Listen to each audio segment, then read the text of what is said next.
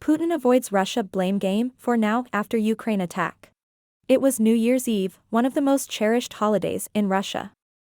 The recruits in President Vladimir Putin's war against Ukraine, hundreds of them mobilized just months ago, were billeted in makeshift barracks, a vocational school in the occupied city of Makiivka, in the Donetsk region. Next door was a large ammunition depot. The soldiers missed their wives, their families, so they turned on their cell phones and called home.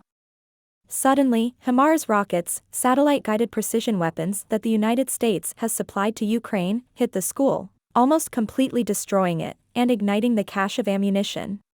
That, at least officially, is how the Russian military is explaining the deadliest known attack on Russian forces in Ukraine, since the war began in February 2022. The Defense Ministry blamed the troops themselves, claiming that the main cause of the attack was the use of cell phones, contrary to the ban.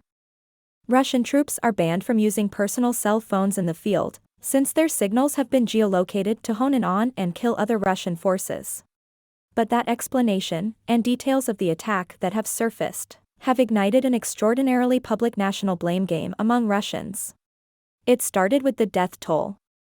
The Russian Defense Ministry initially said 63 soldiers were killed, then increased that number to 89. Ukraine claimed it was approximately 400.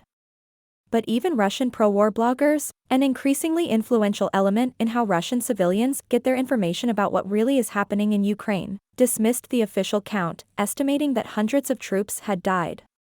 The true number is not yet known. One of those bloggers, Semyon Pegov, who uses the online handle War Gonzo, and was recently awarded a medal by Vladimir Putin, also rejected the military's claim about cell phones, calling it a blatant attempt to smear blame.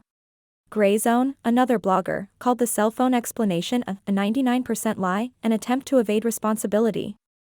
He said it was more likely an intelligence failure.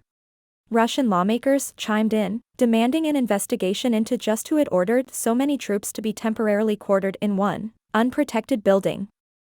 Sergei Mironov, a prominent politician and party leader, said there should be a personal criminal liability for any officers or other military personnel who made that decision. And, implying the military had a lax approach to the war, he warned, "It's time to realize it won't be the same as it used to be.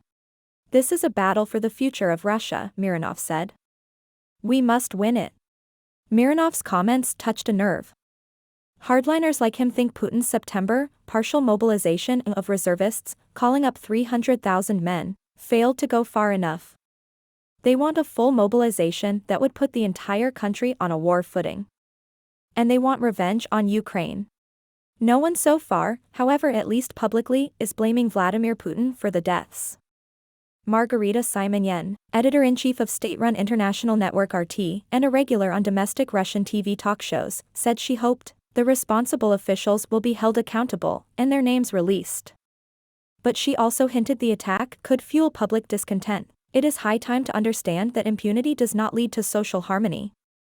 Impunity leads to more crimes and, as a consequence, public dissent.